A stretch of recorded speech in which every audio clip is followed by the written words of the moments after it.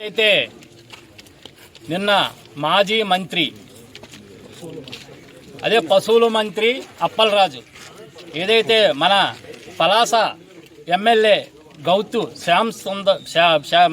Sirisha madam గారి పైన అనుచిత వ్యాఖ్యలు చేసిన ఈ మంత్రికి మదమెక్కి కొవ్వెక్కి ఏదేదో మాట్లాడుతున్న పిచ్చి పేలాపను దయచేసి ఒక ఆడపిల్ల ఒక ఎమ్మెల్యే అని చూడకంట నువ్వేదో ఒక మంత్రిగా ఉన్నావనుకొని భ్రమలో ఆ భ్రమ ఇంకా సంవత్సరం అయిపోయింది అనే ఆలోచన నీకు కనిపించట్లేదు.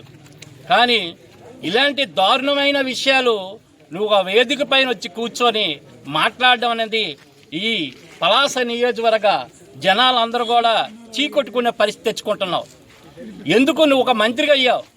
మంత్రి అయ్యేటప్పుడు నువ్వు ఒక పద్ధతిగా ఒక చదువుకున్న వ్యక్తివి, చదువుకున్నగా నడవలసిందే తప్ప ఇలాంటి తప్పుడు మాటలు ఆడడం అనేది కరెక్ట్ కాదు.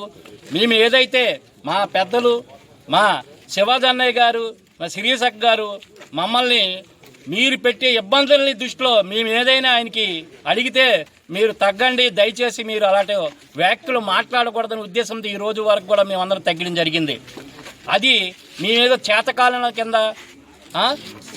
కింద మేము మాట్లాడాలని అనుకుంటున్నారు. దయచేసి ఇలాంటి మాటలు మీరు మాట్లాడడం కరెక్ట్ కాదు.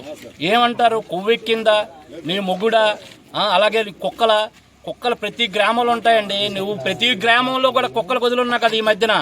ఆ కుక్కలతో సమానం నీకే కరుస్తాయి. కలిసే రోజు దగ్గర తెచ్చుకున్నావు. అదే ఉదాహరణగా మంచినీళ్ళపేట ఊళ్ళ ఏం జరిగింది తెలుసు.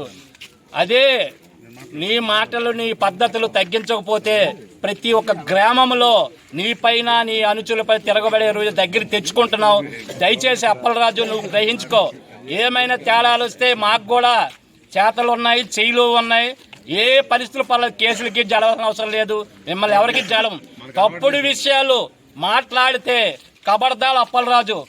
నువ్వు ఏమనుకుంటున్నావో ఒక స్వాతంత్ర సమరయోధ కుటుంబానికి చెందిన ఒక మహిళామణి పైన ఇట్లా మాట్లాడుతున్నావు అంటే నీకు బుర్ర ఏదైనా ఉందా, బుద్ధి ఉందా అని మాట్లాడుతాం. దయచేసి ఇలాంటి వ్యాఖ్యలు మరొకసారి వస్తే ఏ గ్రామానికి ఆ గ్రామంలో తెలుగుదేశం కార్యకర్తలని వెంబడించి నిన్ను నీ అంచుని ఎంటబెడతారని తెలియజేస్తూ నాకు ఎంత చక్కటి అవకాశం ఇచ్చినందుకు మరొకసారి నమస్కారం.